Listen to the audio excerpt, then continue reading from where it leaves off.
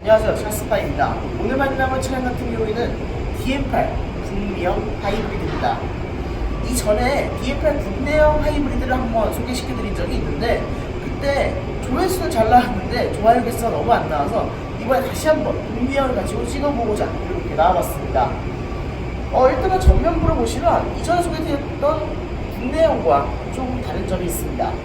먼저 헤드램프입니다. 헤드램프 같은 경우에는 이전에 소개시켜드렸던 DM8 하이브리드 국내형 같은 경우에는 이 헤드램프가 이제 인스퍼레이션 팀이 들어간 것과 동일하게 LED 프로젝션 타입으로 4개가 있었는데 이 차량 같은 경우에는 MFR 타입, 쉽게 말해서 LED 반사판 타입을 탑재해서 조금 낮은 템포의 차량이라는 걸 보여줍니다.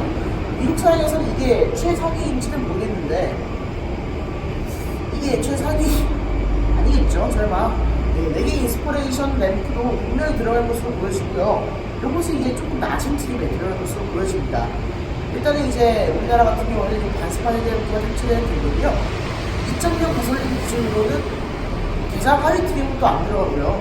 가장 하위 트림에서 한 단계 윗등급부터 가장 윗등급, 인스퍼레이션을 제외한 가장 윗등급까지 이 반사판 램프가 들어가게 됩니다. 프레쉬이 아니라서 조금 싸게 만들어줬다 이런 거는 LED 램프를 왜 다냐라는 생각도 있는데 그래도 어찌됐건 LED 램프를 월급으로 기본적으로 해주게 된다는 거잖아요. 그런 점에서 저는 이 부분을 굉장히 좋게 생각하고 있습니다. 그 다음에 미국 버전도 그대로 들어가는 게 있습니다. 바로 소나타의 히든 라이팅 램프입니다. 여기 크롬과 여기서 또 끊어지는 부분이 미국 사양에서도 그대로 유지가 되고요. 일단 여기 도트가 자세히 보면 보입니다. 이게 불 켜져 있을 때는 굉장히 자연스럽게 이어진다고 하고 불이 꺼져 있을 때는 안 보인다고 하는데 그래도 이렇게 가까이서 이렇게 빛을 받는 환경에서 보면요 도트가 보입니다. 그렇기 때문에 이 차량은 이제 히든 라이팅 램프가 접목되었다고 볼 수 있는 거고요. 전면부 같은 경우에는 일단 이 차량은 이제 미국 같은 경우에는 번호판이 탑재되지 않는 줄도 있으니까 번호판을 지금 밑으로 내려서 임시로 달아놓은 상황이에요. 자, 그러면 이 하단 범퍼 같은 경우를 보시면 하단 범퍼는 이렇게 유광 플라스틱으로 칠해놨습니다. 이게 제가 아직까지 국내형을 확인해 본 건 아니라서요. 국내형의 완성차를 확인해 보진 못했는데 이렇게 유광 플라스틱 범퍼도 밑에 따로 있습니다. 요게 여기서 깎여서 이렇게 끝까지 이어지고요. 그 다음에 여기도 이렇게 끝까지 이어집니다. 그래서 여기 있는 라인과 밑에 있는 유광 플라스틱 라인이 더해져서 더욱 강인한 모습을 자아내고 있습니다. 더 차가 넓어 보이고 낮아 보이기도 하고요. 그 다음에 보닛 같은 경우에는 여기 앞뒤 뒤쪽부터 이렇게 끝까지 내려와 있는데요. 이 차량 같은 경우에는 미국에 수출되는 차량인데도 여기서 굳이 한번 자르지 않고 이렇게 끝까지 내렸다는 것은 범퍼가 굉장히 튼튼해서 미국 보험 안전 기준을 만족시킬 수 있는 그런 차량인 것 같습니다. 왜냐하면 미국인들이 이제 보험 등급으로 굉장히 많은 치면을 기울이고 IIHS 결과라든가 각종 안전도 테스트에도 굉장히 민감하게 반응하기 때문에 이 범퍼를 이 보닛을 여기서 자르지 않고 그대로 미국 버전으로 가져간다는 것은 그만큼 현대자동차가 약한 속도에서 출발했을 때 범퍼가 충격을 흡수할 만한 그런 자신이 있다는 표현으로 보여집니다. 그럼 이제 전면부는 여기까지 하고 측면부 그리고 후면부 이 차량의 하이라이트 천정까지 올라가 보시겠습니다. 네, 일단은 많은 분들이 궁금해하실 호박색 등은요 여기 들어갑니다. 호박색 반사판은 이제 휠보다 조금 앞쪽에 그 다음에 헤드램프보다 좀 아래에 삼각형으로 들어갑니다.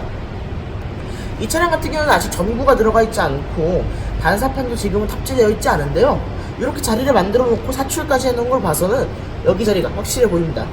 이전에는 여기도 있었고 여기도 있었고 그랬는데 여기로 지금 확정이 된 것 같습니다. 그리고 이거 테스트칸인데도 펄이 장난 아니게 좋네요.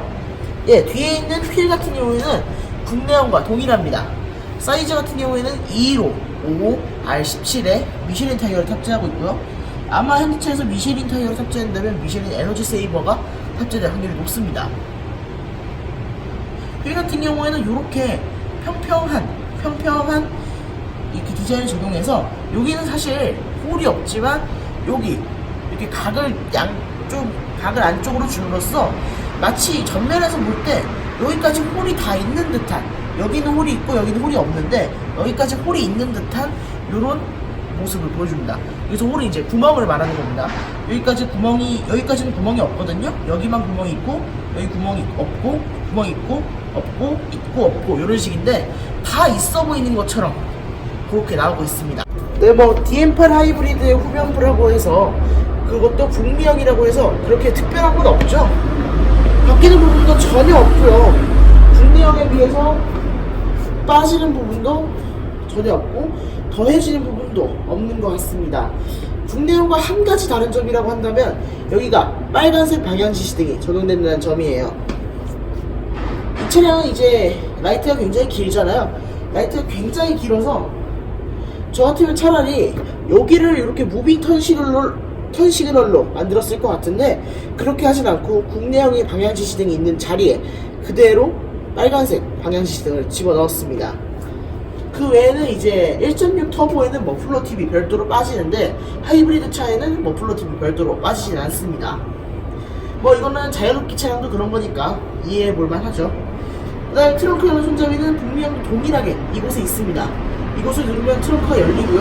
닫히는 건 손으로 닫아야 합니다.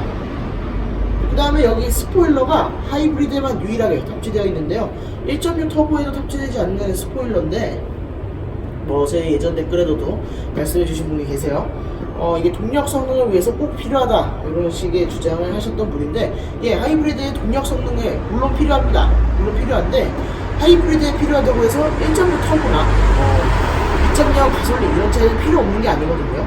근데도 하이브리드만 적용해 줬다는 것은 이 차량은 뭔가 특별한 차라는 걸 강조하고 싶었고, 그 다음에 하이브리드의 디자인 또한 여기서 원래 범퍼를 각지게 깎는 게 하이브리드 디자인 특징이거든요.